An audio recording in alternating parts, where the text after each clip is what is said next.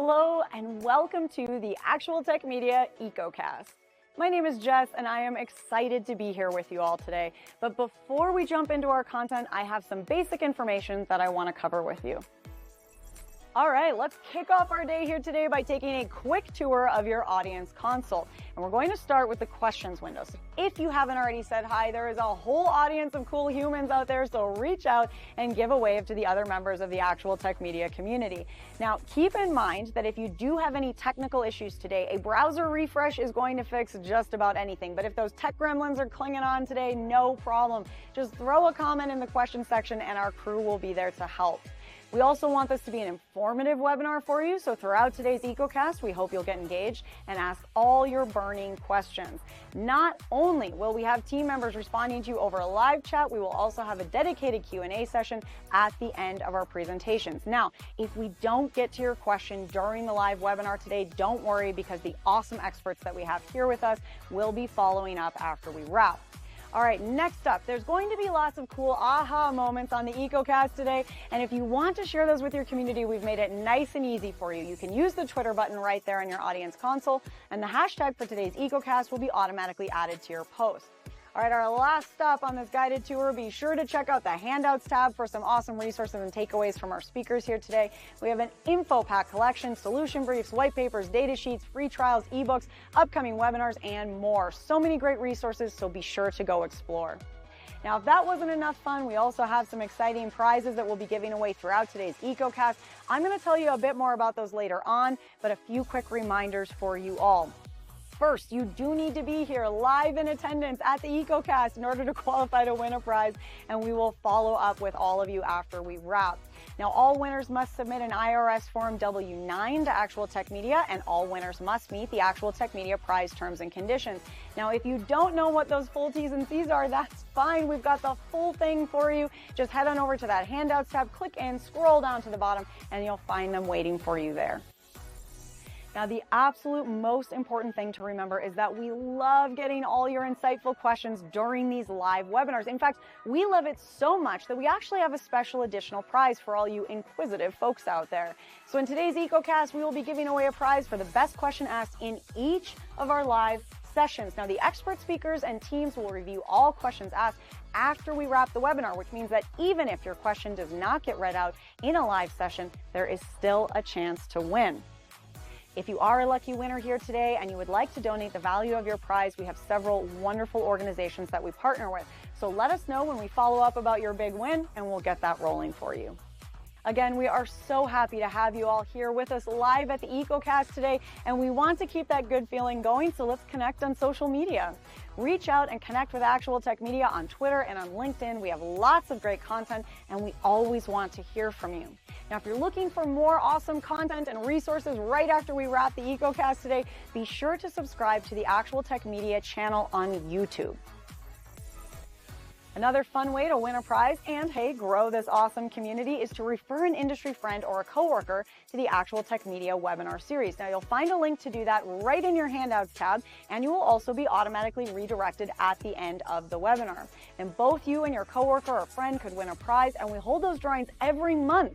So be sure to refer a friend because, it could quite literally be a win-win situation. Next, we have a cool opportunity for all the decision makers out there to get connected with new and emerging tech and innovative vendors. Here's how it works. All you need to do is click on the link in your handouts tab, fill out a quick application, and the Actual Tech crew will then match you with some vendors that we think you should probably be chatting with based on your needs. There will also be fun opportunities that you get to choose to join in, like surveys, test runs, new solutions, extended demos, and so on. You'll get some chances to win extra prizes, you'll chat with great people, and you'll learn about the hottest new trends in tech. So be sure to apply, or hey, send that link to a decision maker on your team. Now, I want to take a quick minute here to remind you all about one of my favorite resources, and that is ransomware.org. You can find out everything you need to know about ransomware, how to prepare, prevent, and recover. This site is jam-packed with information, helpful tips, checklists, strategic approaches, case studies, everything you need in one place. So wherever you are in your ransomware preparedness journey, there is something for you at ransomware.org. Go check it out and start exploring. All right, I have one more exciting resource I have to tell you about today, and that is the Gorilla Guide Book Club. It's going to give you access to free enterprise IT books authored by top industry experts, so you can stay up to date on trending enterprise technology. And yes, these books will work on your Kindle, your mobile device, and as I said, they are completely free. You can download these awesome resources at gorilla.guide, and there's a link for you in that handouts tab as well. All right, well, we have covered a lot of important things already, and I don't know about you all, but I am excited to dive in. So let's get going. Hello and welcome, folks. It is time to dive in on today's topic, supporting, securing, and improving Azure, M365, and Microsoft-centric environments.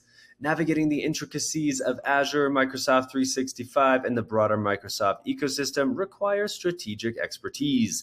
Today on the EcoCast, you'll gain invaluable insights into support, security, and enhancement strategies, ensuring your organization thrives in an environment of Microsoft Cloud services.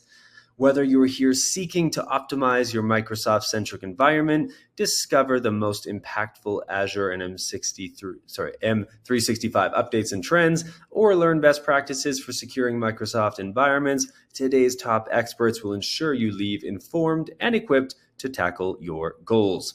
I'm sure you are all ready and pumped to get started. So how about we go through a few last little bits of info, and then we will get our speakers on out here with us. My name is Mackenzie Puddesy, and I am a moderator here at Actual Tech Media. I've got my friends here and fellow moderators, Jess Steinbach, Scott Becker, and Keith Ward on live chat today. Now, if it's your first EcoCast with me, it is great to meet you. I want to thank you for being here. And just to make sure you are all awake and alive out there, why don't you find that questions tab in your console, and let's start out by saying hi, hello, bonjour, hola, aloha, or whatever greeting you'd like to leave today, and give a big wave to the community here with us. Now, I have got something for you today that is as exciting as all the incredibly valuable information you're about to dive in on. I've got some prizes. Today on the EcoCast, you could win one of three $300 Amazon gift cards that we will be giving away to three lucky winners who are here, present, and live with us at the EcoCast. And as mentioned in the housekeeping chat this morning, you can find the full T's and C's linked in the handouts tab if you have any questions about that. And hey, with that last little thing, I believe we are indeed ready to rock. Our keynote speaker today is the incredible Brian Posey. He is a 22-time Microsoft MVP commercial astronaut candidate. He'll be setting the stage for today's discussion. And with that, Brian, I'm just going to kick things over to you because you are charming and interesting, and I want you to take as much time as you need. So go ahead. The stage is yours. Hello, greetings, and welcome to this event on supporting, securing, and improving Azure, Microsoft 365, and Microsoft-centric environments. I'm Brian Posey. So before I get started, I just want to give you a little bit of information about me. As I said, my name is Brian Posey, and I work as a freelance technology author and speaker, and I'm also a commercial astronaut candidate. So when it comes to securing Microsoft environments, one of the big questions that often comes up, especially with those who are relatively new to the field, is where do I even begin? Well, my purpose in this particular presentation is to show you where to begin and to show you a few of my favorite tools for securing Microsoft 365 environments. So my recommendation, if you're just starting out, is to start with SecureScore, which is a tool that's found within the Microsoft Defender console in Microsoft 365. And there's another tool that's very similar to SecureScore called Identity SecureScore, and you can find that in the Microsoft Entra console. And if you're not familiar with the Microsoft Entra console, it's what used to be known as Azure Active Directory. So with that said, let's go ahead and take a look at SecureScore. So here you can see what Microsoft SecureScore looks like, and what you're looking at right here is just a dashboard that provides some information. So the way that SecureScore works is it analyzes your security configuration within Microsoft 365, and then it gives you a numerical score based on the security settings that you've chosen to implement. Now, what you're looking at right here is a default configuration, so the SecureScore is pretty bad. You can see that the SecureScore is 26.79%. So down in the lower right corner, you can see some recommended actions. And these are things that Microsoft recommends doing to improve your secure score, but also to improve your organization's overall security. And I'll get into these a little bit more in just a second. Before I do, though, I want to point out that achieving a secure score of 100% isn't realistic, and in many cases it's not even desirable, because there can be security implementations that you put into place that become so burdensome that it impacts your end user's ability to function effectively. So what I would recommend doing is, rather than trying to achieve a 100% score, is simply to go through the recommended actions and to decide which of those actions make the most sense for your organization, and then implement those actions. So with that said, let's take a deeper look at Secure Score. If you look at the very top of the screen, you can see that right now I'm looking at the Overview tab. And the Overview tab is simply a dashboard that gives you a basic overview of what Secure Score has found. Then, just to the right of the Overview tab, we have Recommended Actions, which I'll show you in just a second. Then we have History, which keeps track of the recommendations that you've implemented, so you can see your history over time. And then finally, we have Metrics and Trends, so we can see how the security has changed over time, either for the better or for the worse. So let's take a look at the Recommended Actions tab. So here we have the Recommended Actions tab, and as you can see, there are a number of actions that Microsoft has recommended that we take in order to make our Microsoft 365 environment more secure. So these actions are ranked, so we can see what Microsoft considers to be the most important at number 1, and the second most important at number 2, and so on and so forth. Then we see the recommended action, and incidentally, you can click on any of these recommended actions to get more detailed information, and in some cases you can even get implementation steps. Then just to the right of the recommended action, you can see score improvement and points achieved. So in other words, what this is telling you is, if you perform this recommended action, here's how much your score is going to improve. Next, we have a status column, and you can see that right now all of these are set to address. So in other words, Microsoft is assuming that you're going to want to address all of these recommended actions, but you don't necessarily have to stick to the to address status. Instead, you can choose to accept a particular risk. You can choose to address the risk later on. So there are various statuses that you can implement. Next, we have regressed. So in other words, is this something that maybe was put into place at one time and then there was a configuration change and all of a sudden you're not running that security configuration anymore? So that's kind of what the regress column tells you. We also have the have license column. And this is extremely important because oftentimes the security recommendations pertain to things that require an add-on license as opposed to being included in the base Microsoft 365 license. So this is telling you, do you have the license that is required in order to implement this recommended action, or are you going to have to go and get another license, such as an Azure Active Directory Premium license or an Intra Premium license rather. Then you can see the last sync time, the Microsoft update column, and any notes that you want to add. Now, I also mentioned that Microsoft has a very similar tool called the Identity Secure Score. And you can see the Identity Secure Score right here. And as you can see, this is found in the Microsoft Intra Admin Center. Now, this is separate from Secure Score. And the difference between the two is that whereas the Secure Score pertains to your Microsoft 365 environment as a whole, the Identity Secure Score pertains specifically to end-user identities. So like the Secure Score, you can see that we have recommended actions, and there's a priority that's assigned to each one of these actions. So for example, the very first action on the list is Enable Self-Service Password Reset. And while that is a recommendation that Microsoft makes, it's of a relatively low priority. Again, you can see the license that's required. So some of these recommendations you can enable using nothing more than the Microsoft Intra ID free license, but some do require Microsoft Intra ID Premium P1 or P2. And then you can see the secure score points. In other words, how many points do you get by enabling this recommendation? The impacted resource type, the status, so in other words, whether or not you've gone ahead and implemented this or not, and the last time that this was updated. So that's just a really quick overview of Identity Secure Score. So I want to talk about just a few more recommendations. Another thing that I would highly recommend using if you have the license for it is conditional access policies. Conditional access policies are essentially security if-then statements, and they bring a lot of flexibility to your security policies. So let's say for a moment that you have a really sensitive application. Normally, you would simply give the appropriate users access to that application. So users either have access or they don't have access, and that's determined by an access control policy. What conditional access policies do is they allow you to look at other things rather than simply giving users blanket permissions or blanket denials. So for example, you might choose to give a user access to a sensitive resource, but only if they're working on premises, or only if they're working from a known IP address, or something like that. So conditional access policies are great in that they give you a lot of flexibility with regard to the way that you implement security.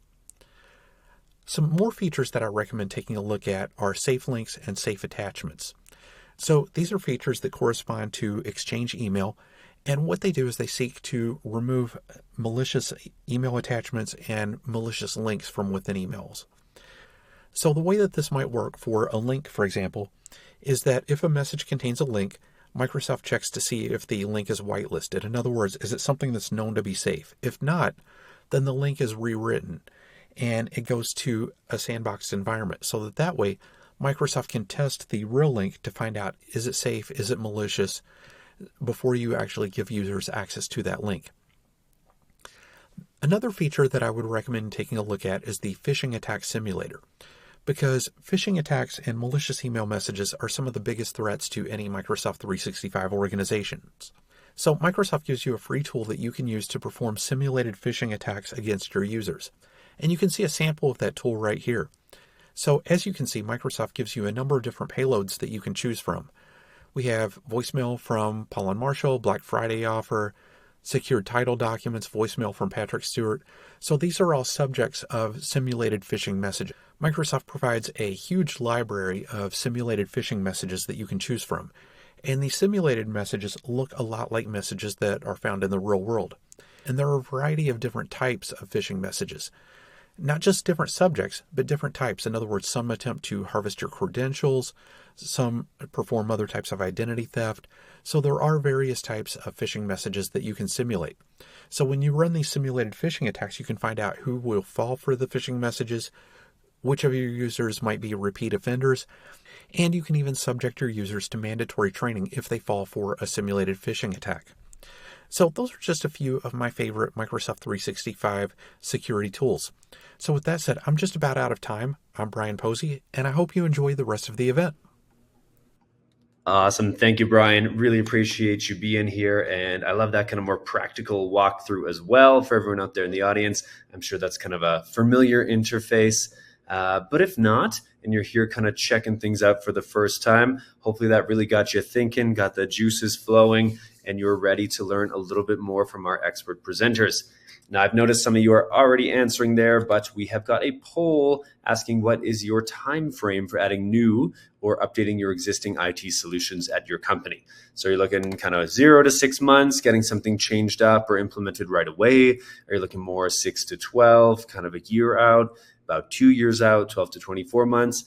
Or perhaps you're still not sure, you're just here checking it out, getting a sense of what you might want to put into your planning over the coming months, years, days, or however that might be. And that's okay too. All right, so I'm going to leave that up for just 2-3 seconds, and then I'm going to get our first speaker out here with us. Our first speaker today is actually 2 speakers. So we've got 3 fantastic teams. Our first team is from eCentire. And from eCentire, I have got both the amazing Curtis Armour, VP of Product, and Nicholas Davey, Senior Solutions Architect. The 2 are going to be presenting and then field your questions in kind of an open conversational style. So they're going to be picking their favorite questions, which is great to know because we also have a $50 Best Question gift card from Amazon up for grabs from each session.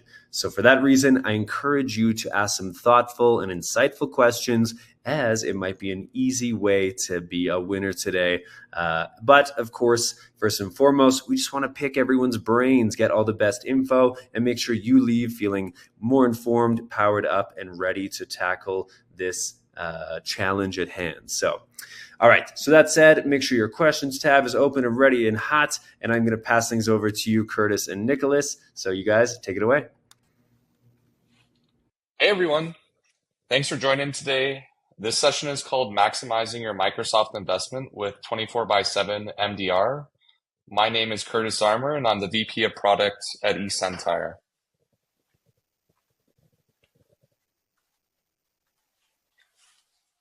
So to give you some context of who eCentire is and what we do as it relates to the Microsoft ecosystem, we're a managed detection and response provider. We have over 2,000 customers globally.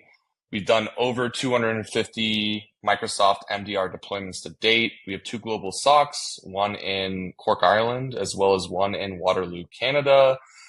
We have over 200,000 Microsoft Defender for endpoints under management that are actively a part of our managed detection and response service.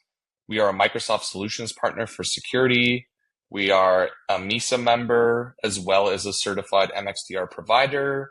We also have our advanced specialization and threat protection as it relates to the MXDR product suite. So across the Microsoft ecosystem, we mainly integrate with the core products and suites that drive security outcomes. So you can think of that as the M365 and MXDR components, which is a combination of email, identity, cloud apps, and endpoint, as well as being able to operationalize and run and ultimately drive investigations out of Microsoft Sentinel. And then kind of pulling that all together is being able to pull in data around the Microsoft Defender for Cloud product. And all that together allows eCentire to drive SOC as a service, managed detection and response capabilities across the Microsoft ecosystem. The technology and the research that we layer on top of it is what makes it special. So we have a threat research team that's constantly looking at bypasses and threats, as well as a threat intelligence team that integrates directly with the technologies. So to give an idea of how we classify alerts and detections that come out of these platforms, we have these 2 terms of suspicious and malicious. Suspicious in general is something that cannot be defined as bad right away. It's an event that could be bad, but requires either further context, further investigation, or more data as a whole. And so suspicious is generally related to abnormal or something that can't on its own be determined as malicious. So usually this goes into the SOC. We will use the various tools and data sources that we have available to us to investigate and then deem if that is a malicious event or not. If it's not a malicious event, we will close that, give the reason why it's been closed, and then proceed on to a new event. Now, if we've identified that it's malicious, then we're going to action that event. Malicious is clearly something that's bad.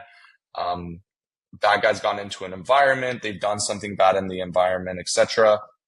That is when we will immediately deal with that from a response perspective, or depending on our rules of engagement with the customer, potentially notify them and execute on our playbook for the customer.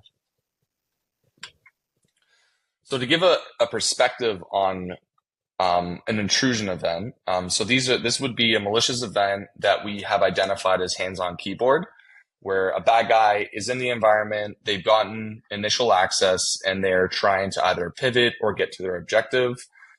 This is the way that we would investigate it, right? We pull in data through API, we enrich that data, and then a SOC analyst proceeds to look at it. In the top left corner, you can see the Microsoft Defender for Endpoint view. In this particular example, it's about crap map exec and is generally related to lateral movement attacks, where it is looking to get onto other machines in the network, steal creds, etc. You can see that we get process tree details, command lines, reputation data, as well as the device timeline. And then in the bottom right-hand corner, you will see what eCentire notifies about to the customer. It tells them what we saw, why we thought it was malicious, what actions we took, and what hosts or identities or entities were involved in that investigation.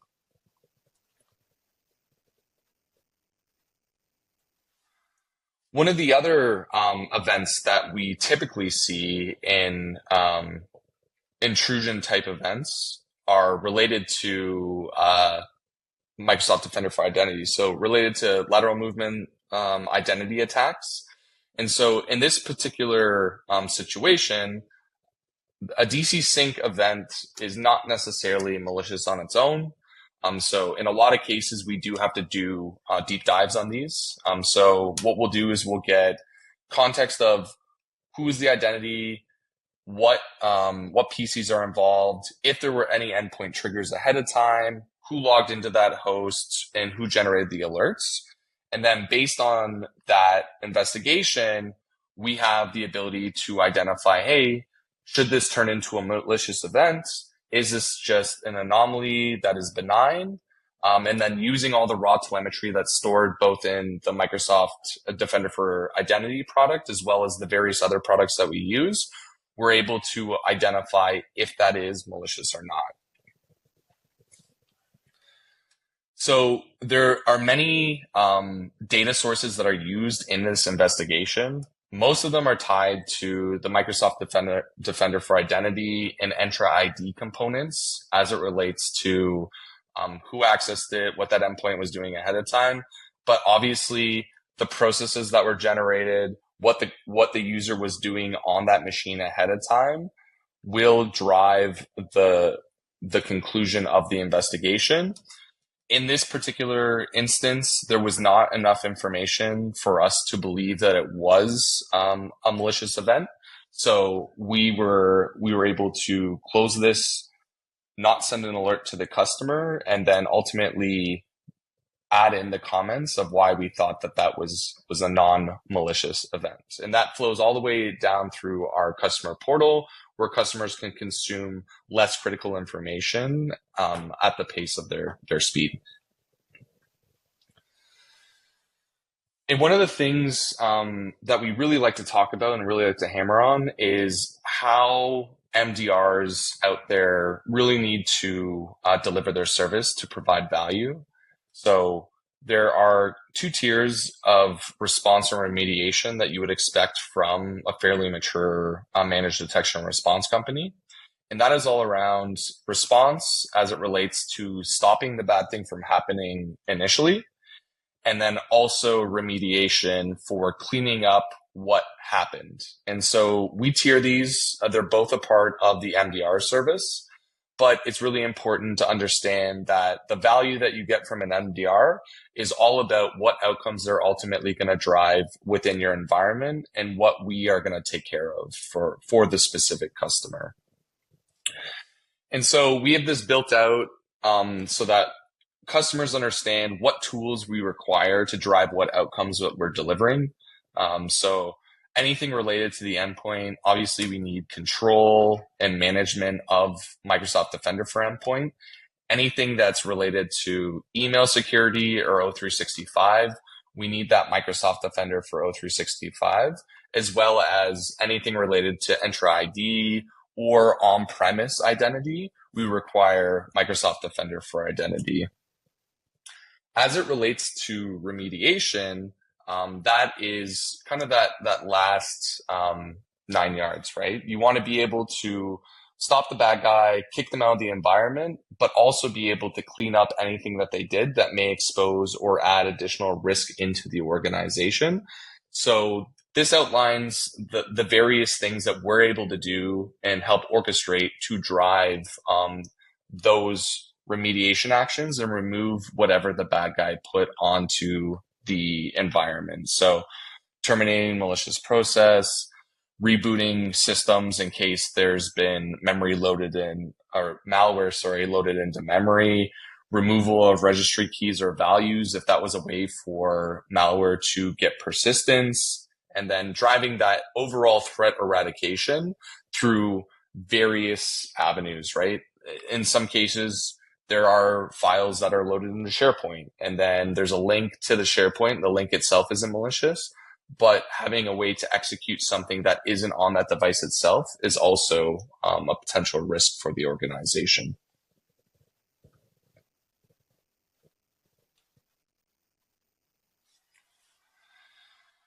And to summarize the takeaway on, the products that we work with, what value we drive, and ultimately how we protect our customer base, to be able to deal with the most common ways that companies become compromised, you need to have protection at the endpoint, email, and identity layers.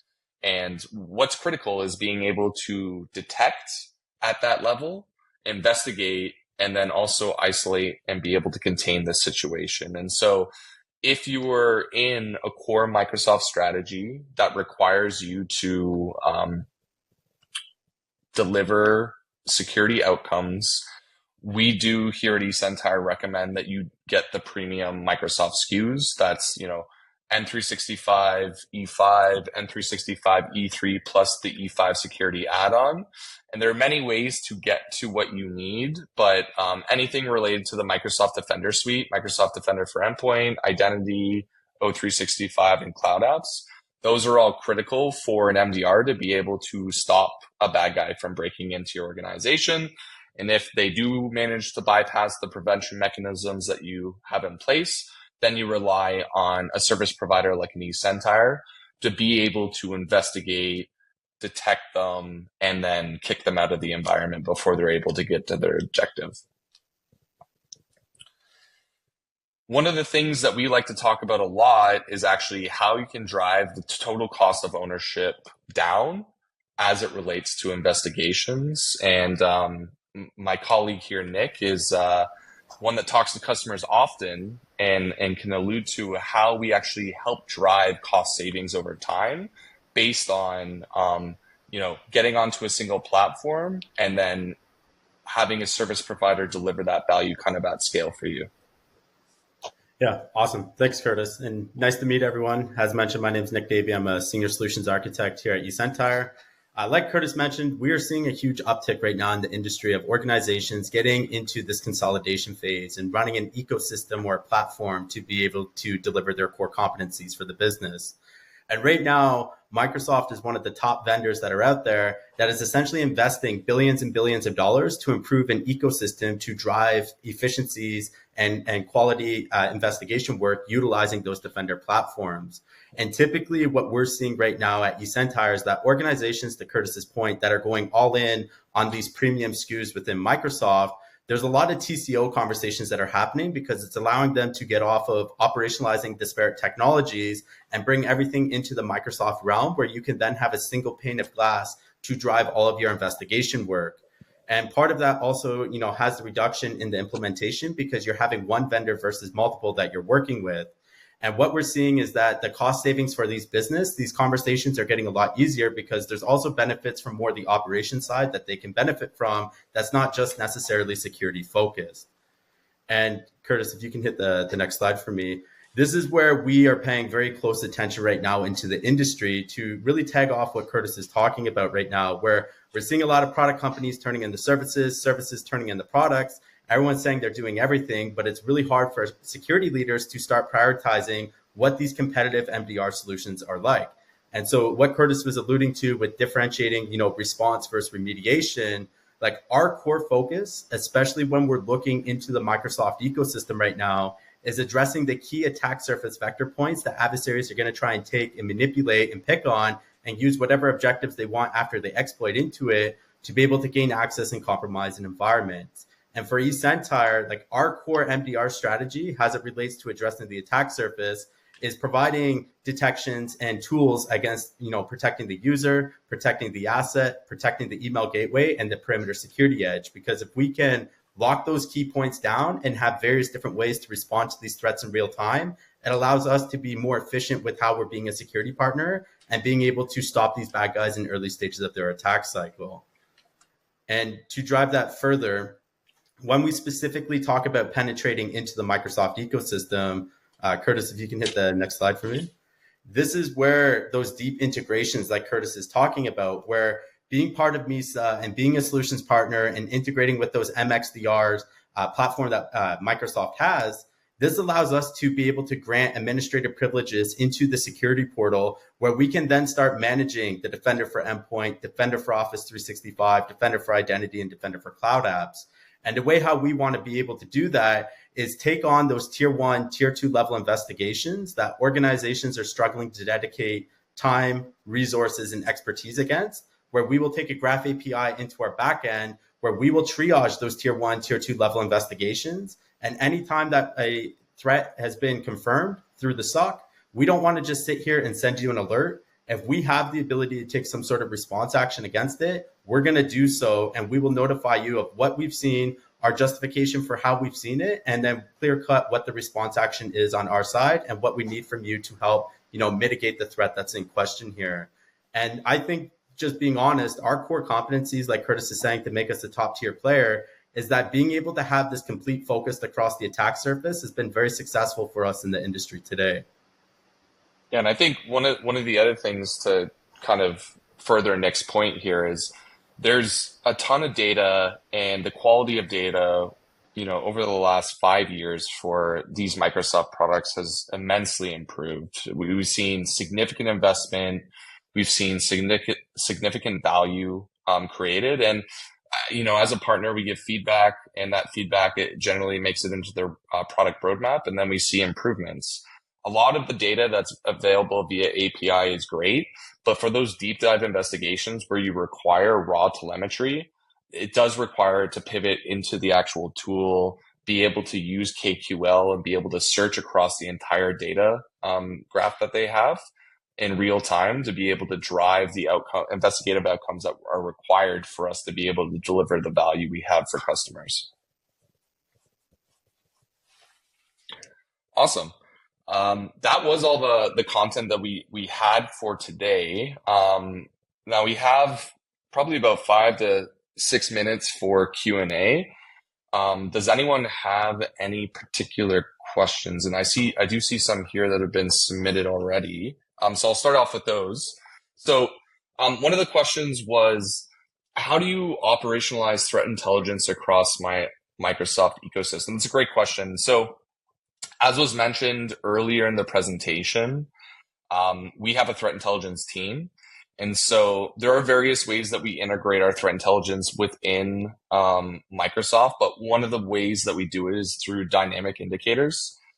So what we'll do is, we either do some primary research or we have secondary research where we get IPs, hashes, various other indicators that we can use, and then we leverage the data within our customers' environments to search for those indicators. So for example, if I had a bad hash or a bad IP and I use the KQL query to be able to search that across all the various Microsoft customers I have, and I get a hit, that hit would be investigated, and then it would be handed off to the SOC if it was something that was identified as a true positive, for example.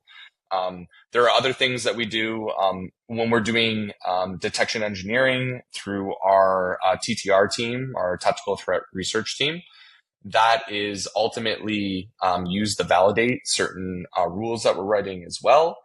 So it is an ecosystem that we have within our research teams, but the predominant value and the predominant integration is related to indicators of compromise being searched and actively hunted within our customers' environments. We do have another question. How does eCentire MDR for Microsoft integrate with my existing Microsoft 365 deployment? Nick, would you like to answer that one? Yeah. So kind of alluding to what Curtis was talking about earlier with our best approach and best recommendation to deliver core competencies and security outcomes is having these premium SKUs through Microsoft.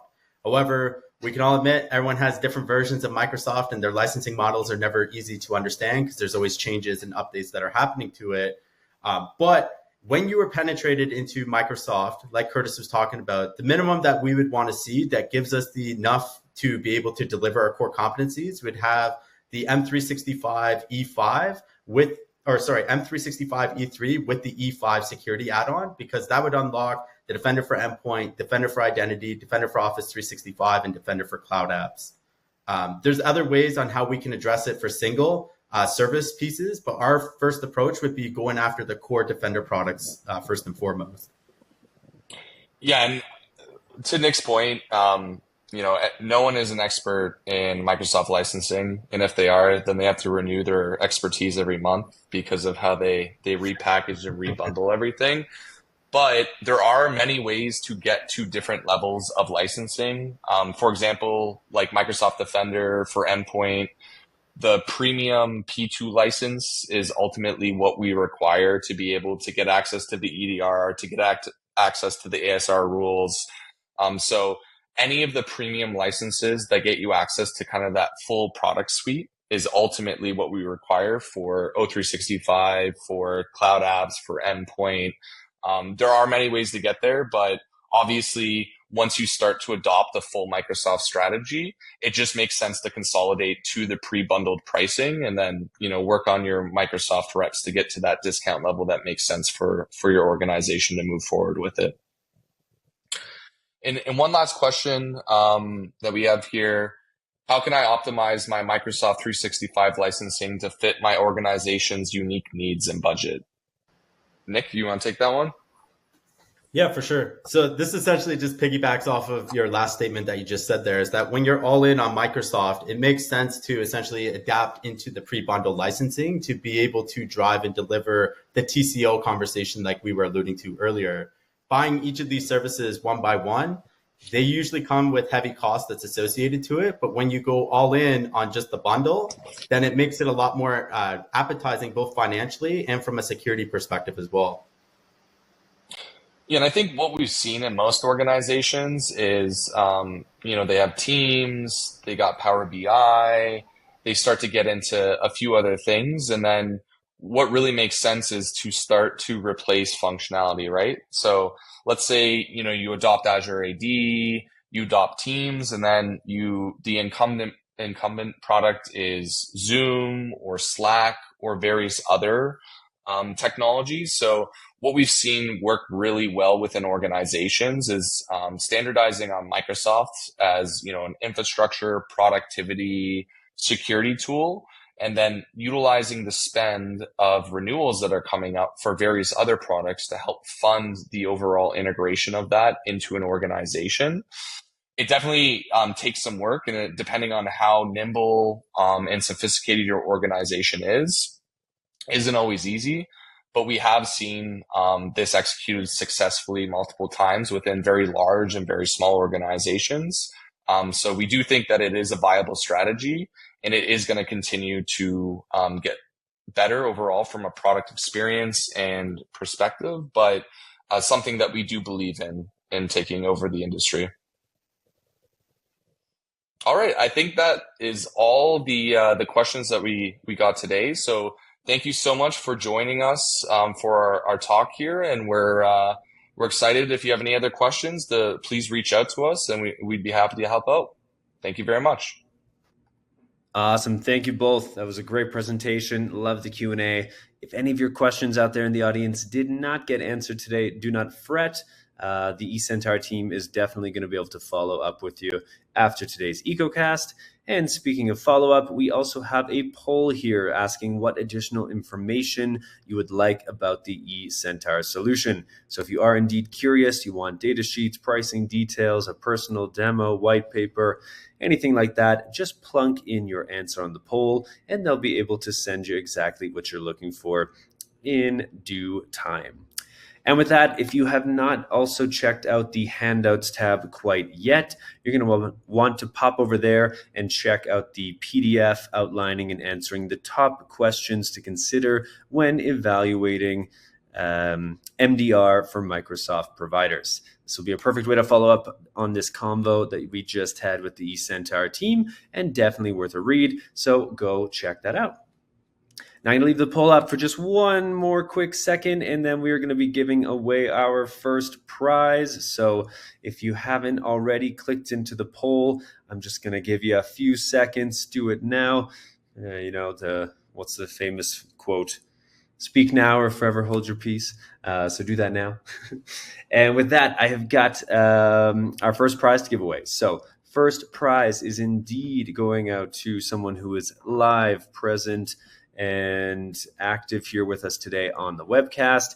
And we also have, but is a $300 Amazon gift card. And without further ado, the first one is going out to Ryan Peterson from Michigan. Huge congrats, Ryan. We will be reaching out after today's EcoCast to let you know how you can claim that prize. And with that, let's keep things zipping along here on the EcoCast. I'm super excited to have Greg Allen. He is the Senior Sales Engineer at Mimecast. This is actually the first time I'm here having Greg and being able to pick his brain. I will be joining Greg for Q&A, so keep those questions coming in hot. And quick reminder, there is that $50 Best Question gift card. So if you think of a really great, really insightful, very timely or topical question, you may just reap the rewards for doing so. And with that, I am going to pass things over to you, Greg, and let you take it away. Are you ready? Yeah, I really appreciate that intro, and definitely excited to be here for the first time to speak to the actual tech audience. As I was introduced, I am Greg Allen. I am the Senior Sales Engineer for Mimecast's Enterprise West customers. Essentially, I support our West Coast-based customers that they have a minimum of about 5,000 employees and above. So generally helping them to implement and leverage Mimecast's platform. We like to say that allows users to work protected. But it's a pleasure to be here today to discuss this crucial topic, the supporting, securing, and improving Microsoft-centric environments with everyone today. Microsoft as a whole is more than just a suite of Office tools. It represents a comprehensive productivity platform designed to enhance collaboration, streamline communication, and bolster security across organizations. It is the world's largest and most utilized work environment with over 1.2 billion users worldwide. Office 365 alone has approximately 280 million active users per month. Without a doubt, your organization is either using or collaborating with organizations that utilize Microsoft. As we all saw last week, Microsoft and its partners are involved in everything from flights to hospital and financial systems. So I think this is a crucial topic, and let's go ahead and jump into that today. So supporting Microsoft environments really is a multifaceted task. It requires attention to user management, data management, and application support. By adopting best practices and fostering a culture of continuous learning and proactive monitoring, you can ensure that your organization reaps the full benefits of Microsoft 365. One of the foundational elements of supporting Microsoft is effective user management. This involves creating and managing user accounts, assigning licenses, and ensuring that users have the appropriate permissions to access the resources that they need. So utilizing Azure Active Directory can simplify those tasks by providing centralized management and single sign-on capabilities, empowering your users with the knowledge they need to make the most of the environment. We highly recommend conducting regular training sessions, creating user guides, and establishing a support portal where users can find answers to common questions, because an informed user base is more likely to adopt new tools and features effectively. Within this productivity suite, Microsoft 365 does provide various data management solutions like OneDrive, SharePoint, and Exchange Online. So supporting these environments requires ensuring that data is properly backed up, accessible, and secure. Implementing data retention policies and monitoring data usage can prevent data loss and improve efficiency. Of course, supporting Microsoft 365 applications involves keeping software up to date, troubleshooting issues, and providing user training. So regular updates are crucial for maintaining security and functionality. Generally like to throw in that caveat of test and validate. If you have an environment where you can test any potential updates to either Microsoft or other software that you're using before you roll it out, highly recommend. But establishing a help desk or support team to address user concerns can significantly enhance the user experience. You can promote a culture of collaboration and open communication within your IT team and across the organization. In fact, this will be a recurring theme throughout my presentation today. But you definitely want to regularly update stakeholders on new features, changes, and best practices, encouraging feedback from end users to continuously improve the support process. In Finally, you definitely want to automate any common processes like password resets or access requests, using Power Automate to create workflows that route access requests to the appropriate approvers. These can streamline and make these processes more efficient. Now, a company intranet is a very effective way of providing that platform where end users can go. It involves leveraging various tools and services to create that centralized, efficient, and user-friendly platform. SharePoint Online is the backbone of that intranet, provides robust document management, collaboration tools, and customizable sites. You can even integrate Microsoft Teams for real-time communication and collaboration, embedding Teams channels within SharePoint for seamless access between the two platforms there.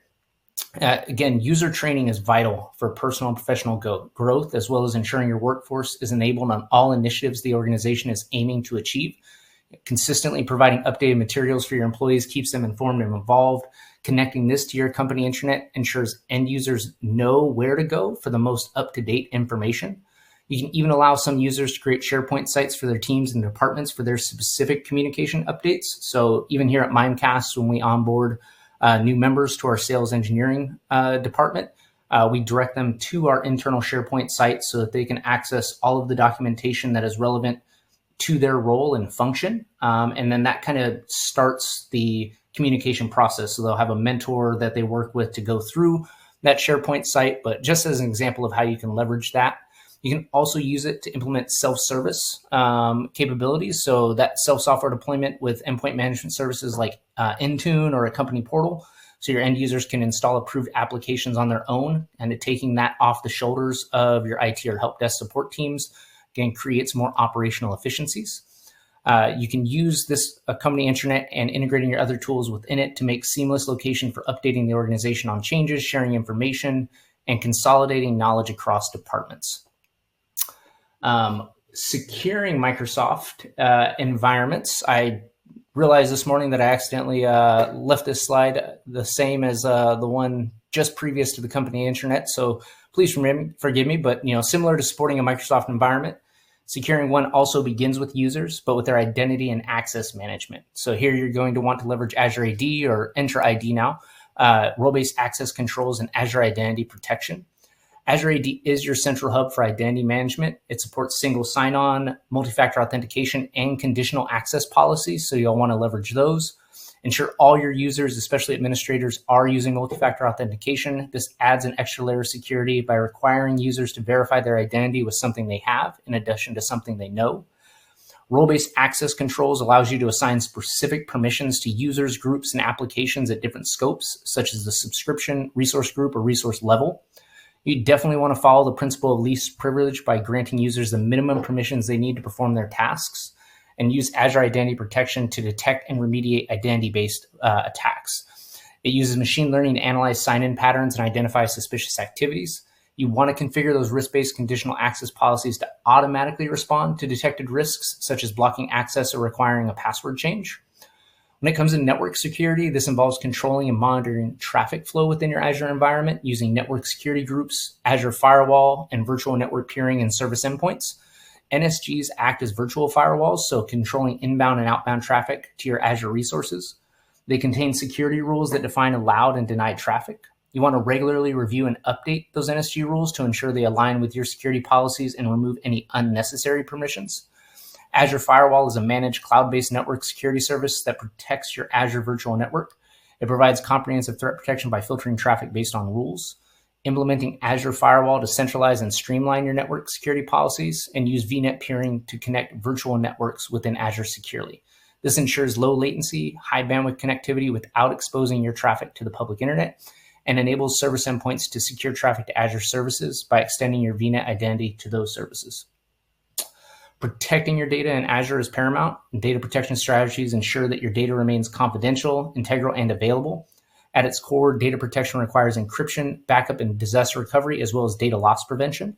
So ensuring data encryption at rest and in transit. So Azure provides built-in encryption options, such as Azure Storage Service Encryption for data at rest, and TLS or Secure Socket Layer for data in transit. You use Azure Key Vault to manage and safeguard cryptographic keys and secrets used by your applications. Implement Azure Backup to protect your data from accidental deletion or corruption, and regularly test your backup and restore processes to ensure they are working as expected. You can use Azure Site Recovery to orchestrate and automate the replication and recovery of your applications in case of a disaster, and implement DLP policies to prevent sensitive data from being shared inadvertently. DLP policies can monitor and protect data across Azure services. Microsoft Purview is a great way to establish those holistic DLP policies. You definitely want to regularly review and update those policies to reflect the changing landscape of your organization's data protection needs. So working in conjunction with your legal department, your GRC or ARC teams is pivotal there.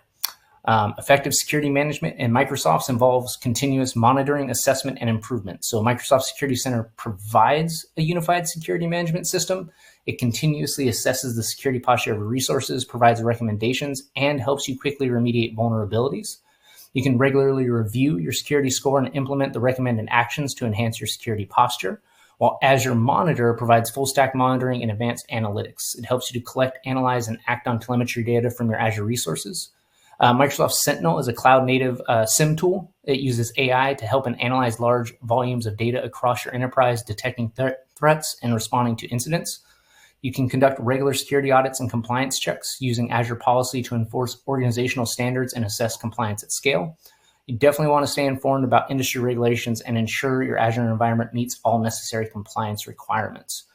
Now, the common theme across this presentation thus far, I hope it's been fairly clear. It's about collaboration and the ability to know where you are today, or measuring where you are today, so that you can get to where you are tomorrow. And I think those are some of the biggest hurdles that we at Mimecast run into with folks that are utilizing Microsoft today. You know, it's security isn't talking to IT, IT isn't speaking to end users, and each department is focused on their own KPIs or key performance indicators, which this isn't unique to a Microsoft environment or ever any single organization. I mean, in fact, it's probably more common than it is rare.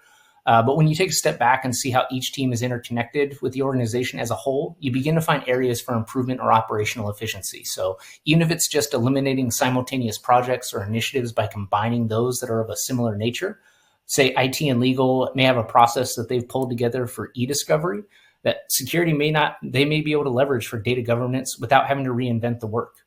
Help desk teams may have created user enablement content that can help to train new members of the broader IT staff. You never know what you will find when you step outside of your cubicle or office and speak with other folks in the business. Auditing is usually a feared or at least beleaguered task that folks aren't raising their hands to participate in usually. However, this is a necessary step to identify inefficiencies or older processes and policies that might need to be updated or replaced. So continuous improvement requires continuous measurement, which begins with auditing your environment. Knowing where you are today helps you to get to where you want to be.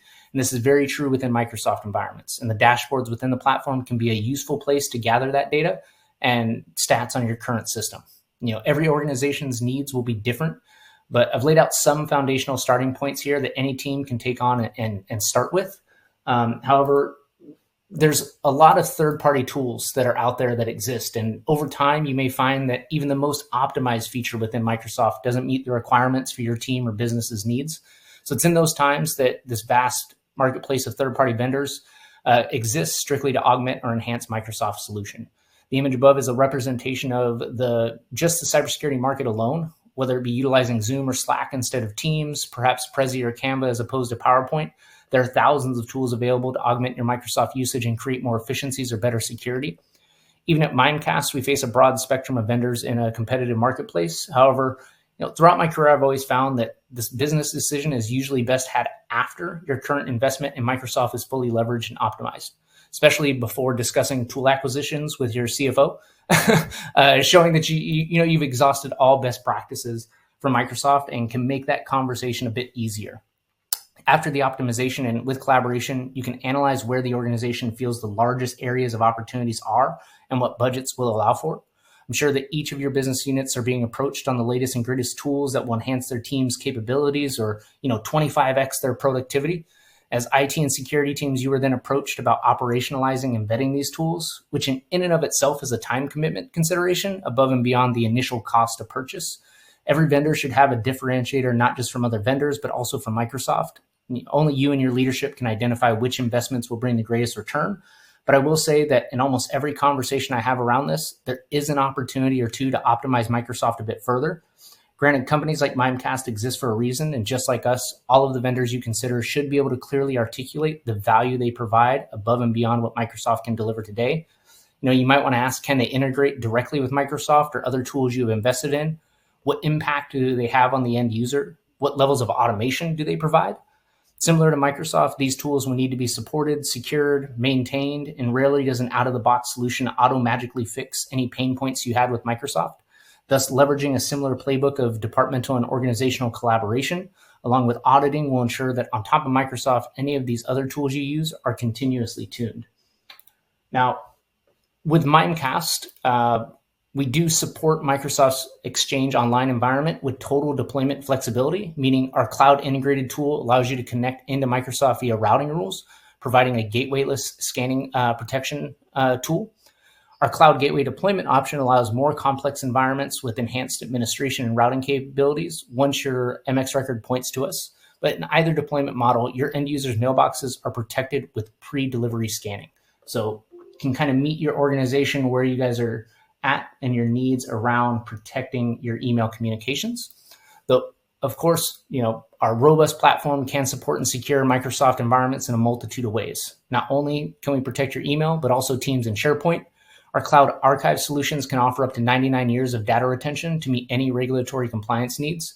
To ensure that your workforce maintains communications, our sync and recover tool backs up your Microsoft mailboxes several times throughout the day, while our continuity tool allows for Mimecast to become your main mail transfer agent for up to 7 days in the event of a Microsoft Exchange Online outage. And just announced this week is our human risk management tool, which provides your organization with the user risk-centric data you need to truly move the needle on establishing your cybersecurity culture using real-life statistics, allowing you to interact with your end users with timely nudges, on-click trainings, and content that is informative while also being engaging.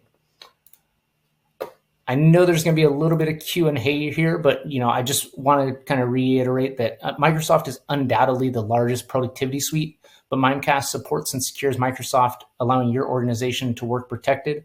So if there's any questions that aren't posted in the chat or provided during this presentation, more than happy to go through those with you and your team. We can walk through a demo, kind of collaborate on what you guys feel you're lacking from Microsoft and where Mimecast might be able to meet you in those gaps. But thank you all for listening. I don't know, did you want to run through any of the Q&A? Yeah, absolutely. We've got quite a few questions here, so let's see how many we can get through together, and let's make the magic happen. So first one I've got here is saying, what are the biggest obstacles you find organizations are facing this year? Yes. I would say, like most years, year over year, budget constraints. We're all kind of being asked to do more with less. So what we're finding for our customers is some folks are being asked to downgrade from E5 to E3 licensing. Some folks are being asked to consolidate more tools into the Microsoft environment. One thing that we tend to find is that email security is one of those areas that still gets a lot of attention because of how many threats come in through that vector.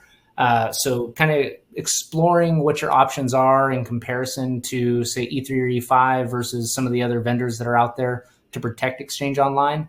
I would say that's kind of the biggest hurdle is how do you meet those new budgetary restraints while still enhancing, security or productivity. Okay. Yeah. I mean, that is one thing to think of when we can always say this is the best product, this is the best service, but does it fit within the budgets, and how do we have to go to the board or whomever is going to approve it, right? Yeah, and how do you connect that into some of these other business objectives that the board is really focused on, right? That a lot of what we get consumed with in security, I think, can be tunnel vision. We look at threats, we look at risks, but communicating that to the board in a way that aligns with the business's needs is critical to being able to acquire that budget for our own projects. Yeah, I totally see that.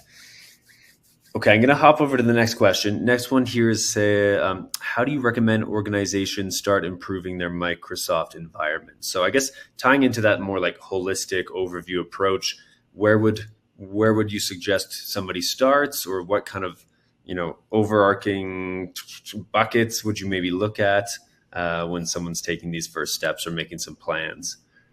Yeah, absolutely. I think eSentire mentioned this as well, but understanding your Microsoft licensing and what you have available to you today, I think to me goes a long way to then identifying what can be optimized within the Microsoft suite. And then from there, figuring out if even the most optimized Microsoft feature is meeting your organizational needs, or if that's where you need to maybe augment with a third-party solution. And again, that could be something from an identity perspective, maybe going from Entra ID to like an Okta or another identity provider.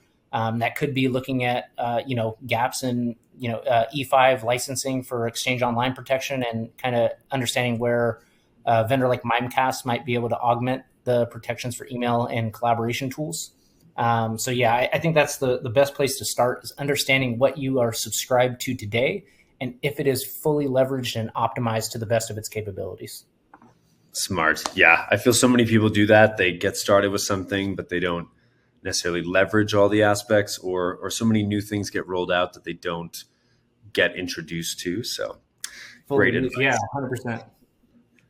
Okay, if somebody, just so everyone knows in the audience, I have thrown up a poll. So if you're looking for any additional information about the Mimecast solution, just plunk in what you're looking for there, and we can make sure it gets handed over to you.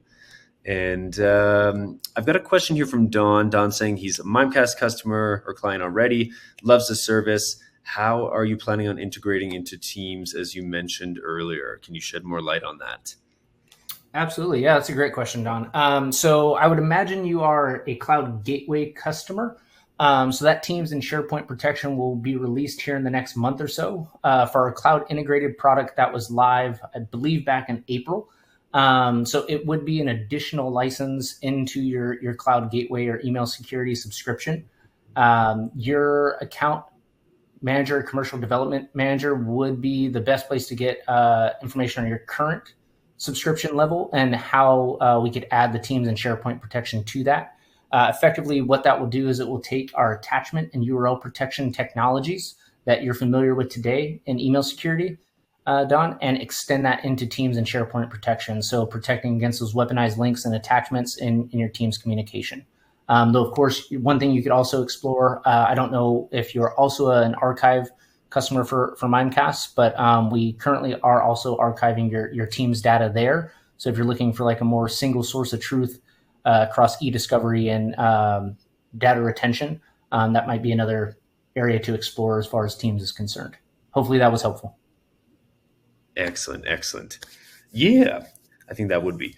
Next thing I've got here in the queue is this, pretty broad, but you might know where to go with this. Jeff's asking, what security measures and testing has the environment been through? I'm going to take that as like Mimecast's systems internally. So we do regular penetration testing, both internally and from external measures for that as well. You'll find that we are ISO certified, though I think with any compliance checkbox, they're a bare minimum. So if you would like some detailed information, we can get kind of a mutual NDA executed and go through all of our information security material settings and how our team is protecting the environment internally, on top of how we protect our customers' data for that as well. Hopefully that was where you were going with that question. If it was not, feel free to ask slightly more directed, and I can try to address that as well. Perfect. That's awesome. Okay, I think we maybe 2-3 more minutes. So I don't want to derail this conversation, but let me know if this kind of can tie in with Mimecast. This is a little funny. Someone was just asking what happened last week with this whole tech outage, tech disaster. Is there anything you pertaining to Mimecast might want to share or comment on? Yes, I think even my mother-in-law, who was awaiting some flights on Friday, was very well made aware of how intertwined Microsoft and their partners can be into their environments.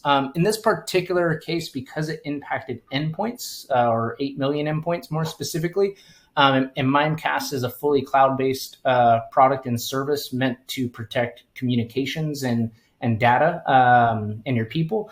There really wouldn't have been much that we could have done from the endpoint perspective, but if you would any of the folks that were experiencing intermittent Exchange Online outages or issues during Friday or over the weekend, then our continuity solution, which allows Mimecast to become your main mail transfer agent, would have allowed your end users to continuously send and receive email in the event they were experiencing intermittent Exchange issues. So that would have been one key way that we could have maintained productivity for your organization during that time period. Also, our sync and recover tool allows us to sync up to 6 times a day all of your mailbox information, calendars, so on and so forth, so that you can have direct points in time that you can recover to in the event that there was something that was corrupted or missing. So that would have been probably the 2 main functions that our customers would have leveraged. For the enterprise space that I cover, some of the hospital systems that we work with were experiencing some of the issues with Microsoft and CrowdStrike on Friday.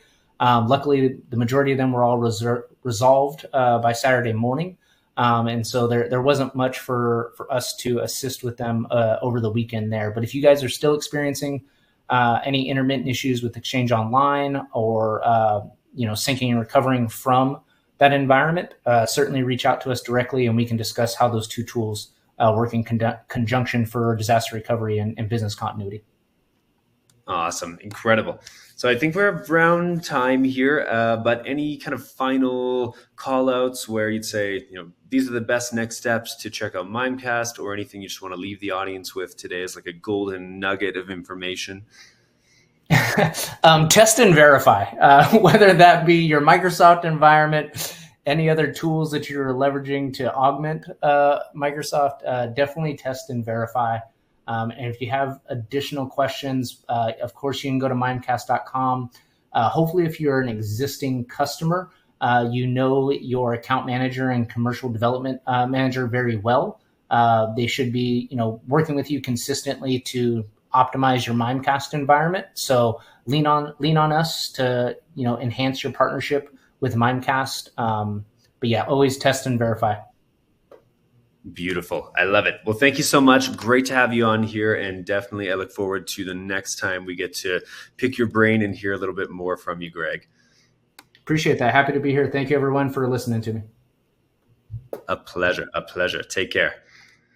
All right, everyone. If you haven't yet hopped over into that handouts tab, I would definitely say do it now. We've got handouts from each of our presenters today, but specifically from Mimecast, if you do want to hop in, take some first steps, check out this solution. There's just a 1-page PDF there with a QR code you can scan, and that's going to lead you to sign up for a free 30-day threat scan. So you can check that out and definitely try it for yourself. And of course, if you want to reach out directly to Mimecast, you know how to do that too. So again, thanks to Greg. Really awesome Q&A, lively conversation, and hopefully you all enjoyed that as much as I did. Now we are going to give away the next prize, another $300 Amazon gift card to one lucky winner out there who's live and present with us here on the EcoCast. So if you've been waiting, you've had your breath held, fingers crossed, well, wait no more. Our second winner here is Joseph Laranger from Texas. Huge congrats to you, Joseph. And we will be reaching out after today's EcoCast to let you know how you can claim that prize as well.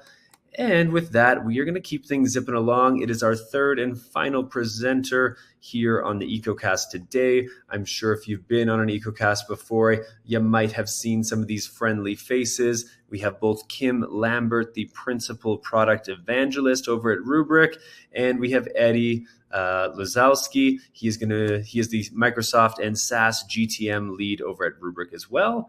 And these two, Kim is going to be presenting, and then Eddie is going to give us a live demo of Rubrik so you can get a sense of how this would work for you and how you could interact right in the portal. So with that, Kim, Eddie, I'm going to kick things over to you both and let you take it away. Thanks so much. Hey, everyone. Thanks for joining us here today. So yes, we're here to talk about how to secure and recover your most sensitive data from cyber attack. And we'll focus more specifically here on Microsoft 365 data within this session. So today, here's what I want you to walk away with knowing, if nothing else, is number one, how protecting your critical data in Microsoft 365 can help you manage and reduce your sensitive data risk. Why simple data backup is not the same as cyber recovery, number two. And then number three, how to help keep your Microsoft 365 data protected in both peacetime and in wartime. So when a cyber event is actually happening. So let's jump right in. Now, we all know that all it takes is just one employee clicking on one phishing email and just to let a bad actor into your environment. And once they're in, malicious actors are now even trying to impact legacy backup copies to further impact your ability to recover. So in many cases, not only do they have your production data, but your backup data as well. And we know that legacy backup systems can not only be complex, so requiring a lot of management time from dedicated teams, contributing to high total cost of ownership, but also legacy backup and tool sets were never really designed to actually help deal with a bad actor behind a firewall. So many have pretty large surface areas. They're using legacy methodologies, hanging the backups off the network so everyone can have access, which isn't the best idea in today's day and age. Using things like Windows-based backup appliances, perhaps not the best level of protection. On top of it, many organizations, because of this large surface area they need to protect, they aren't enforcing MFA, multi-factor authentication, or TOTP, time-based one-time passwords, across their entire stack. So some elements may have it, but overall, when we talk to customers, we're finding a lot of times that it's actually pretty poorly enforced. So this brings forth some questions and the realization that data backup is not the same as data recovery. Now, the biggest issue nowadays actually goes beyond basic operational recovery from backup data, where back in the day, you always knew what happened, or some attributes about the recovery that needed to happen. So like if you lost an entire data center in the middle of the night, now you're dealing with third parties where it's not clear at all the things that they may be and are doing to your data once they're in your environment. So many times you don't even know where to begin for recovery. What did they hit? What do you even know to recover? Bad actors are even practicing double extortion attacks nowadays. So they're exfiltrating data and then holding it hostage against you. Then you've got the really hard challenge of them lurking in your environment for weeks or months. And that's the dwell time. And, according to Mandiant, research firm Mandiant, the current typical malware dwell time actually stands at 16 days globally. So you want to make sure in that case that if you're recovering, you're not just recovering malware back into your environment by recovering to a time when the malware had already gotten in. That's kind of a pointless thing to do. And the complexity here is actually making backup and recovery now front page news. If I'm in your shoes, it brings questions to me to the forefront, like, can I test my recoverability? Can I prove it? How fast can I actually get back up and running? Because lengthy backup and recovery times can compromise data availability, number one, but be thinking in terms of a lack of proper security also leaves my business data vulnerable to ransomware and other attacks. And this will make it pretty difficult really to prove to my board, to my internal audit teams, my organizational leadership, or even my cyber insurance provider that our organization is cyber resilient. So that's what I'm thinking if I were you. So moving to the cloud and adopting more SaaS applications, of course, this makes the surface area for attacks even larger, more complex. Maybe I've got data across cloud native workloads in GCP, in Azure, AWS, and in SaaS-based workloads like Microsoft 365, which also have, of course, become a prime target for bad actors. They know that that data is super important and it can bring a company to its knees. And that's because Microsoft 365 now more than ever is a tier 1 data source. I think it's worth calling out, for those in the back that haven't heard it before, the shared responsibility model, it still comes into play here with Microsoft 365. And by that, I mean Microsoft is responsible for keeping its cloud functional. They're responsible for, most notably, the uptime of their service, data replication, having some short-term data loss recovery capabilities with their native tools, infrastructure level security, regulatory responsibilities as a data processor. But Microsoft subscribers, that's you, are responsible for protecting the data that they create within Microsoft 365 Cloud. So keeping a separate backup copy of your data, point in time recovery with long-term retention, being able to address data security issues like deletions because of human error, malicious insiders, outside attacks from hackers, plus being able to meet legal and compliance demands and any other particular industry regulations you may have in terms of being able to know where your sensitive data resides and who has access to it. Now, I will mention that Rubrik is working alongside Microsoft as they start to become more active participants in helping customers protect their data, active participants in the shared responsibility model. And they've even announced an upcoming backup solution provided by Microsoft expected in 2024. And they went into a lot more detail about this at the latest Microsoft Ignite conference. But this solution is just limited to large amounts of Microsoft 365 data. No other data sets, and they're going to call it simply Microsoft 365 Backup. But this solution's capabilities, this upcoming solution that will be coming out in the market, is actually something that Rubrik has been working on them with too, and it's something we'll offer within our own platform using Microsoft APIs.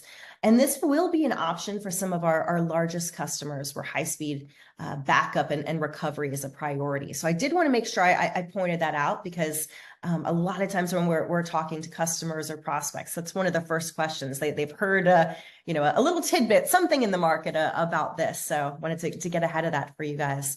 And for these large enterprises, being able to recover from accidental deletion or other human error as fast as possible, it is sometimes what's paramount for them. So this solution that Microsoft will be able to provide and that Rubrik can provide as an independent software vendor is actually not logically air-gapped by design, as that's one of the ways that Microsoft is actually able to enable this super high-speed recovery at scale. So we are happy to go into more detail with you one-on-one about how Rubrik will be able to deliver this solution to back up and restore maybe some or all of your Microsoft 365 data if that's of interest to you. But for this session specifically, I wanted to talk even more so beyond just mass recovery at scale, from something like accidental deletion. When we're talking about cyber attacks, that's when it's not really a bad idea to have a secure air-gap backup solution in place, especially for your most sensitive files. And that's, of course, something we also offer with Rubrik, and we offer that today. Because think about what would happen if your Microsoft 365 data was hit by, say, ransomware or a rogue deletion of critical data. Because there seems to be new threats to Microsoft 365 in particular, being discovered all the time, especially when it comes to exploiting vulnerabilities and threat actors launching new phishing attacks, right? So despite a lot of organizations having seen email breaches or ATO attacks, account takeovers, in almost half of all cyber attack cases, the organization actually didn't have an immutable, meaning a reliable, unable to be manipulated or deleted backup to restore from. So that's a huge problem if you're trying to successfully recover from a cyber attack, like some of these headlines that you see in the news. So at Rubrik, we have not only amazing technology, and I'll talk a little bit more about that, of course, and a great partnership with Microsoft actually as a strategic investor in Rubrik. But we also have divisions within our organization that are dedicated to understanding what's next out there. What are threat actors doing now? Like through our Zero Labs research group, that's something we have internally. We're also helping customers and organizations respond to ransomware attacks through our ransomware response team. We've learned a lot about attacks that take place through this, this one-on-one with customers, specifically against SaaS apps like M365. And if you look at the way that these attacks play out, and I love looking at this just visually to walk you through this, it's one of the easiest ways to understand it. If you look at the way these attacks play out and the increase that's happening today in password compromising actions taking place, that's up astronomically right now. It's largely through social engineering tactics. And it's not that threat actors are breaking in. We're saying right now, they're not breaking in, they're actually logging in. That's how they're getting in. They have those compromised credentials. So they're getting you to click on something that you're not supposed to. They're getting you to give access to data points that you're not supposed to. And the threat actors are trying to figure out ways in which they can traverse your network and try to get access to administrative capabilities within your environment. And that's why things like Microsoft's Purview technologies are so important. You may be using things like that to help you understand what users are doing, how they're interacting with data inside the environment. But this is ultimately what they're trying to do. And once they get access, actions are around data exfiltration or around data deletion, encryption of data, because double extortion attempts within Microsoft 365 or any environment where threat actors can get access to data is around trying to exfiltrate that content and to say, okay, as we leave this environment, we're deleting or encrypting data on the way out just to make sure that attack is most impactful. And we're going to require then that double extortion payment from you. So when you receive that ransom note, like in a ransomware scenario, our ability to recover natively within some of the native Microsoft technologies today, as an enterprise organization, you're thinking about that, it can still be fairly limited right now, right? So because these tools were designed to understand what data you have in your environment to determine how long it should live there, and getting more into litigation hold, records management, e-discovery types of tooling. But these capabilities were not really designed for recovery of data, right? So in the current landscape, as these attacks play out, having a defense in depth, multi-layered strategy around data protection for your diverse data environments is critical. You can try to do best effort recovery for some of these things, but ultimately it is your responsibility. A lot of times we see customers end up paying the ransom in a ransomware scenario. And then also a lot of times cloud and data center is simultaneously breached as well. So we talk to a lot of folks out there in the market where this has happened to them. So now in this scenario that just played out, you saw that on the screen, we have to be looking closely at two things that I talked about. So the first of which is if we have deletion or encryption events where data is destroyed, we have to have mechanisms to be able to recover. And Rubrik is famous for saying this in the market: backup is not equal to cyber recovery. All right, we talked about that at the beginning. So being able to have this comprehensive approach to how we get data back up and running, because within the data, while extremely important, is but one portion in terms of backup and recovery. Just that data is one component. So the other part to be thinking of is actually the identities of those users that have the ability to be compromised as well. So think about Azure AD. Now that's called Microsoft Entra ID. That's what Microsoft is calling that now. And if we have those credentials being compromised, threat actors are deleting or manipulating what users have access to. So also having an ability to recover identities and users is also crucial. And the other part is data exfiltration is what threat actors are doing, right? So you have to have a secure data posture, thinking about who is accessing that information, the activity users are taking with access to that data, so that you can be more proactive using that information from your backups to get ahead of a data exfiltration attempt. And having these two types of strategies in place is critical for you in looking at protecting SaaS data or any other information that exists across the enterprise. And luckily, here's where Rubrik comes in. So with Rubrik Security Cloud, that's our secure data security platform, we can centralize data management and automate protection for your valuable structured, your unstructured data like Microsoft 365. So it's across enterprise, hybrid cloud, multi-cloud, SaaS, all in a single platform. And we can help you recover fast with data backups that are natively immutable, not susceptible to manual misconfiguration.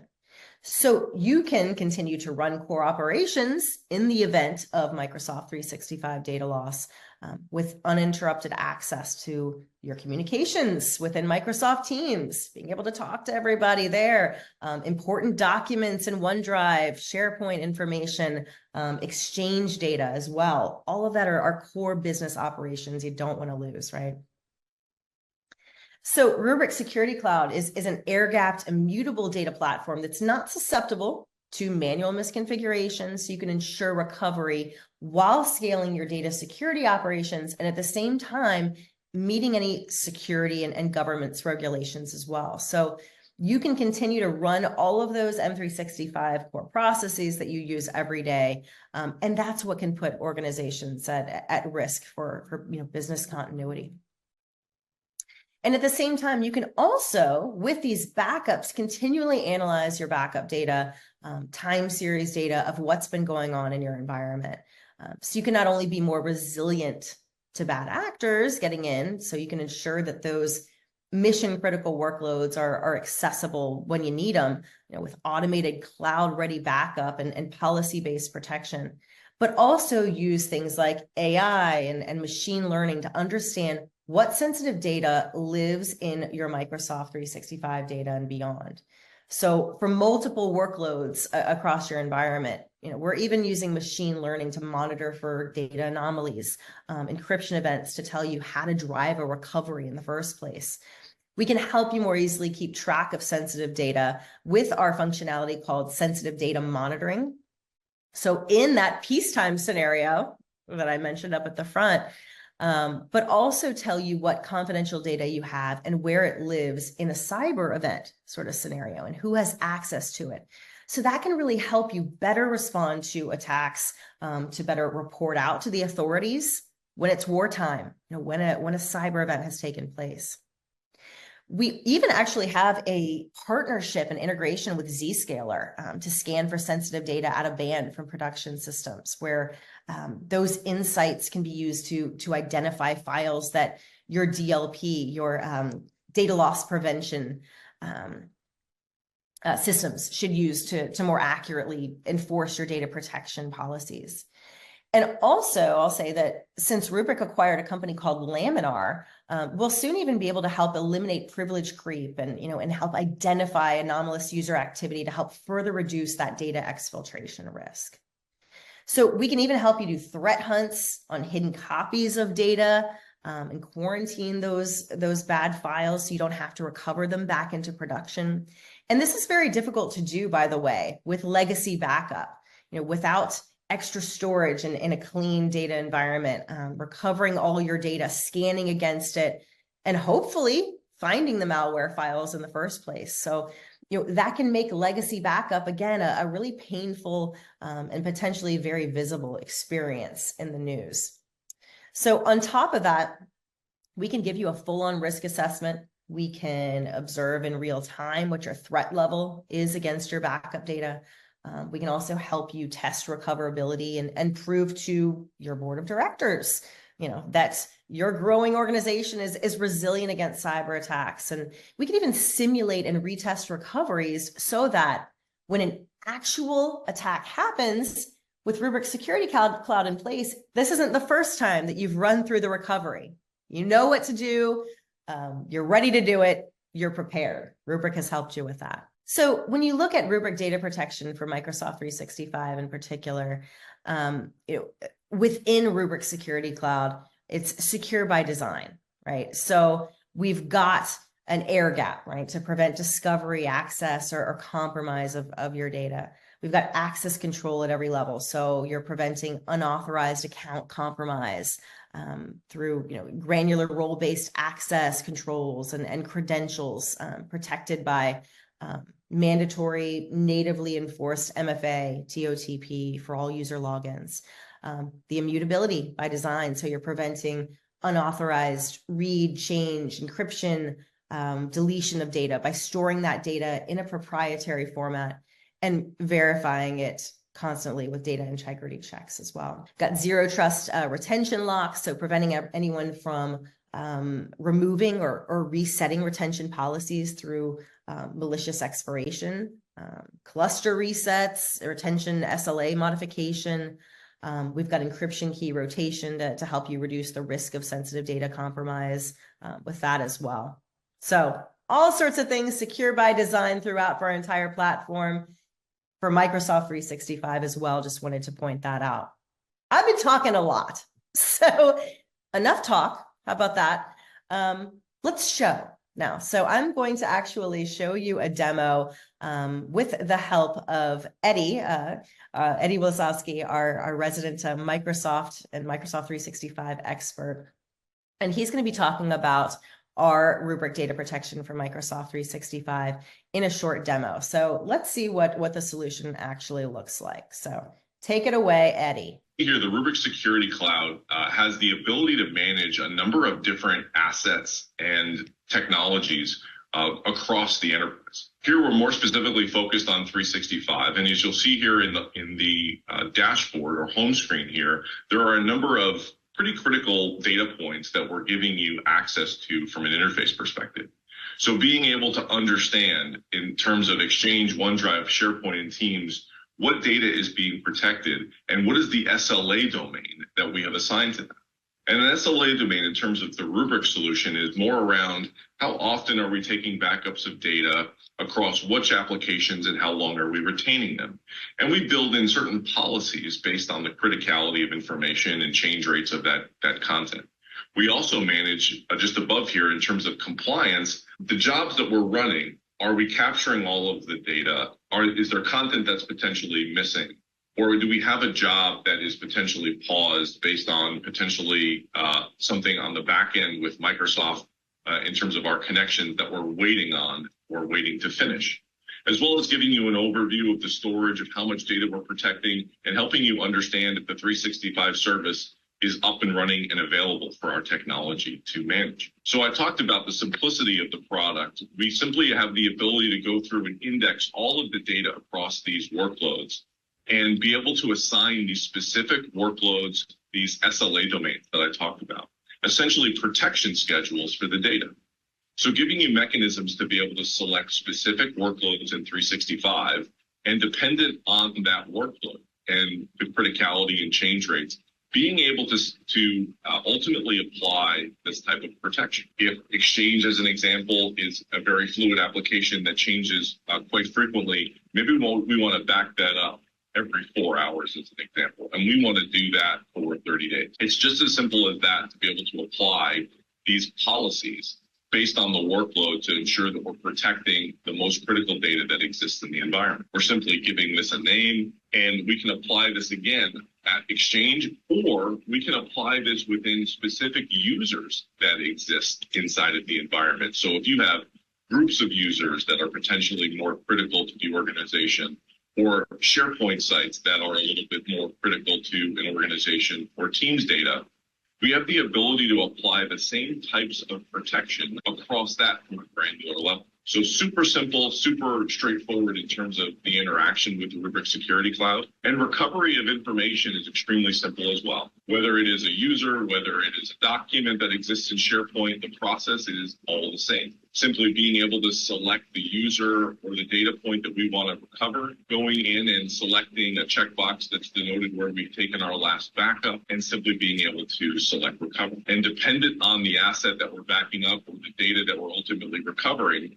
giving you that flexibility and capability to recover at a higher level, or even to drill down into specific user containers and files or folders to be able to recover specific information. And when we select the recovery process, giving you the flexibility to restore that to the original location, to another location, projects change, folks change roles, or if we want to be able to download this directly from the application, having the ability to do that. So even if 365 potentially is down and there's an outage, or we don't want to go through the recovery process, and we want to just get this data as quickly as possible, you have that flexibility here in terms of the Rubrik security. But hopefully this gave you some insight into who we are at Rubrik, how we can protect your data across Microsoft 365 and beyond as a data security company. So offering more than just backups, but also critical data monitoring of your most sensitive assets to keep that data safe,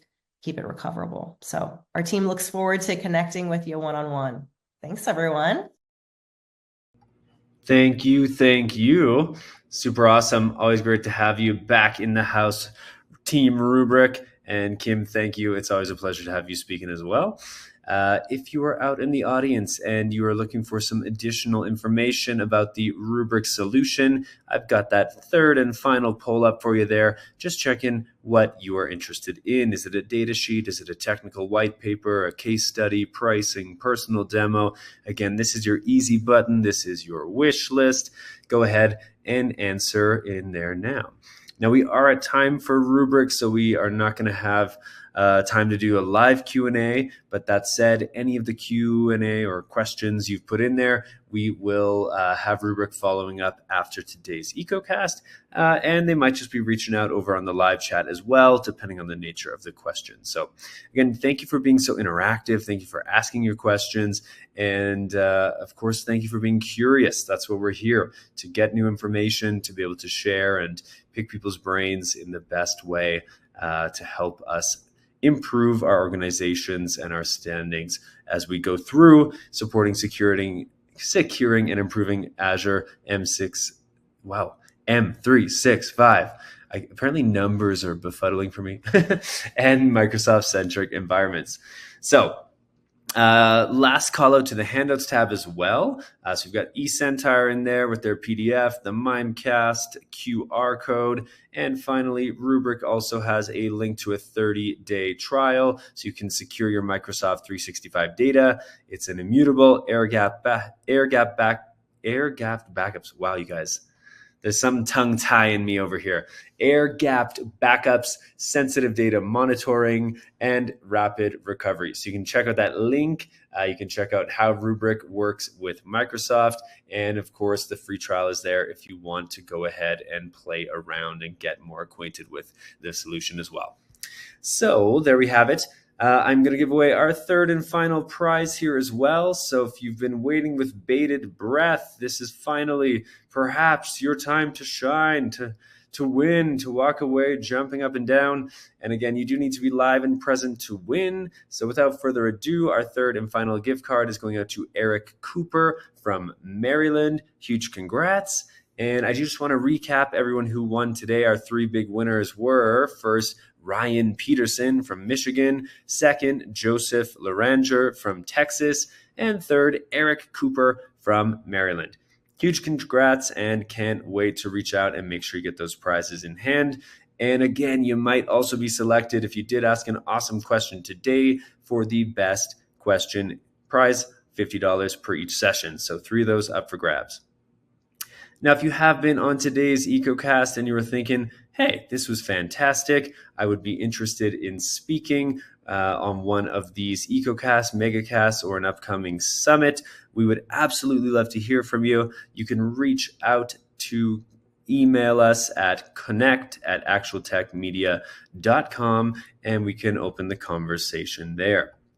Now, again, I just want to thank you so much for being here. Thank you for being curious. Thank you for taking a little bit of time out of your day to get a bit more informed and take some next steps on this interesting topic. I know I've had a lot of fun picking the brains of our sponsors here and our speakers, but I really enjoy that you all have also taken a moment out of your busy day to do that too. So I hope you're walking away feeling kind of pumped up and ready, or with a new insight that you're able to use in your organizations. Now, if you did have an awesome time and you want to check out an upcoming event, please mark your calendars for an upcoming EcoCast with rubric Best Practices for Hardening Your Hybrid Infrastructure. That is tomorrow, actually. So Wednesday, July 24th, 2024, same time, 12 p.m. Eastern, 9 a.m. Pacific. And a final thank you to Rubrik, eCentire, and Mimecast for making today's event possible. So great to have you all here today. And with that, I'm going to let you go, and I wish you an absolutely fantastic rest of your day. Take care, everyone.